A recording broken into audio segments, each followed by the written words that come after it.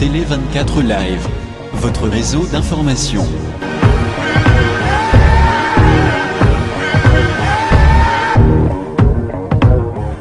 Une joie pour nous de vous retrouver pour cette première session d'information sur la radio Télévision nationale congolaise de ce vendredi 21 mars 2014.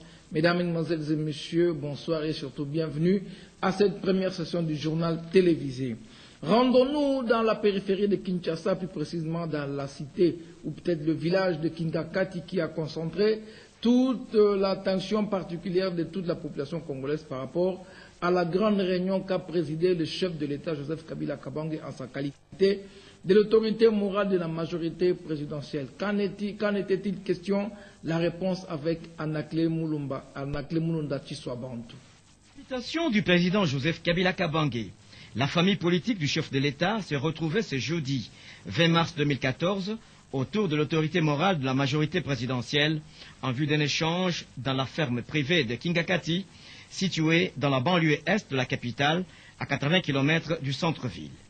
Durant plus de 2 heures, plus de 500 personnalités, membres de cette alliance politique, ont partagé avec Joseph Kabila Kabange, en présence du secrétaire général de la MP, Aubin Minakou. Il s'agit des membres du bureau politique de la MP, les chefs des partis politiques, les députés et sénateurs des différents groupes parlementaires, des gouverneurs des 11 provinces du pays et des ambassadeurs de la RDC accrédités à l'étranger présents à Kinshasa.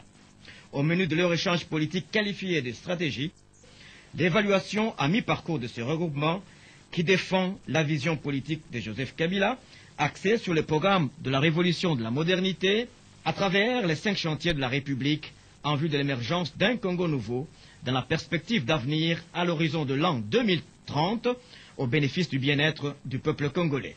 L'autorité morale de la majorité présidentielle, le président de la République Joseph Kabila, a effectivement invité les membres de sa famille politique, à savoir les députés nationaux, les sénateurs, les gouverneurs de province et quelques ambassadeurs pour échanger. Et j'aimerais plutôt paraphraser le chef de l'État, autorité morale de la majorité, lorsqu'il a dit « Je vous ai réunis non pas pour comploter contre la République ». Et j'ajouterai « comploter contre la Constitution », mais plutôt pour échanger face à ce que nous avons déjà fait dans l'intérêt de la République et ce que nous comptons faire pour l'avenir.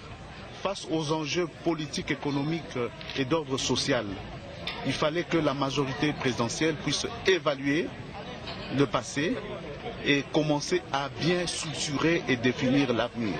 C'est ce qui a été fait avec brio et par l'autorité morale et par les participants, et quelques-uns des participants ont eu aussi à intervenir en toute intelligence avec l'esprit et la lettre de la charte qui nous unit. Le bilan, c'est qu'on fait un bilan par rapport au passé.